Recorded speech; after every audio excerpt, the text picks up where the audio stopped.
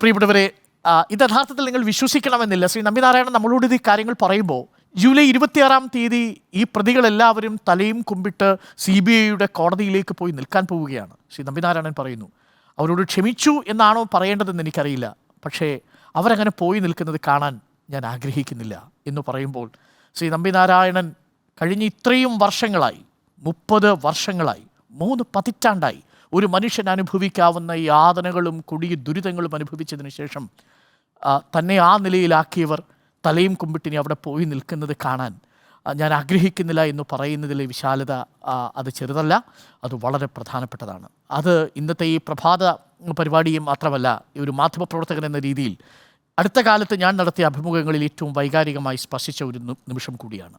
Thanks a lot Shri Nambi Narayanan. അങ്ങയോട് കടപ്പെട്ടിട്ടുണ്ട് ഞങ്ങളടക്കമുള്ള എല്ലാ മാധ്യമപ്രവർത്തകരും. Thanks a lot.